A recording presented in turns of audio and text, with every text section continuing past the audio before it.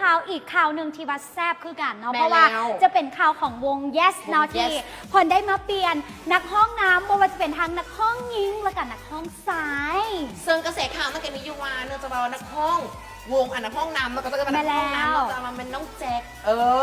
น้องแจ็คที่เพิ่นได้ไปประกวดอยู่ที่รายการ The Voice Thailand แม่แล้วเนาะตอนนี้เพิ่นอาจจะติดภารกิจหรือว่าอยากแยกโตออกมาเดียวกับเป็นได้โมเมนต์ที่บอกอันนี้มันเป็นแบบดังมาจากลืมมูหรือโมเมนต์ที่บอกแบบว่า only นี่ว้าวนะอันนี้กับพ่อวันอันนี้กับบูฮูเราจะมาความหมายคือมาเอาไปอย่างตัวเองได้ไปดังถึงขนาดนั้นแล้วก็ชิมโมแค่บางวันลืมตีนอุ้ยเกินไปสมองเอาว้าวแบบซอฟๆก็ได้เนาะอาจจะอยากจะหับประสบการณ์ใหม่อาจจะอยากลองมาเห็ดคนเดียวเบิงอาจจะรู้สึกว่าคนเดียวนี่เป็นตัวของตัวเองก่อนแมนบออันนี้ก็เป็นไปได้อันนี้กับบูฮูน้องสนับสนุนบูฮูกับบอกพวกเขานี่เนาะว่าเฮาโบฮูนะเฮาโบฮูผู้ใดที่วางฮู้ข่าวกะบอกเลิกได้คนนี้เนาะและที่สำคัญก็คือน้องกุ้งเนาะที่เป็นนักห้องยิงเป็นนักห้องน้ำแบบนี้เพิ่นกะติดภารกิจเนาะในการทำเฮียนอยู่ทางประเทศจีน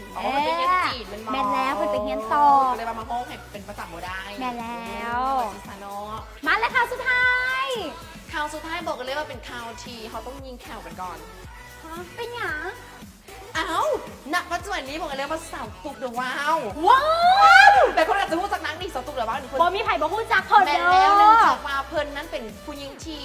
มีความเป็นเอกลักษณ์สูงเลยแหละเพราะว่าแขวของคนนี้บอกกันเลยมาเป็นเตะบาหรือเตะบอลได้เป็นหยังเพราะว่าแขวคนล่ำหน้า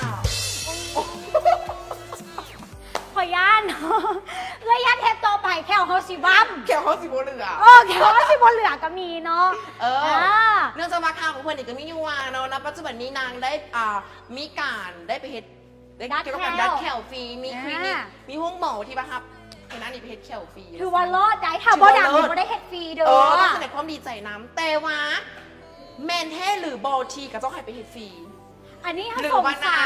านางสิจกเงินของนางนี่มั้ยจ่ายเองเนื่องจากว่าฟรีใช่ปะเนื่องจากว่าเกษตรตอบรับได้ว่าโอ๊ยแบบเนื่องจากคนบอกเห็นนางหลายว่า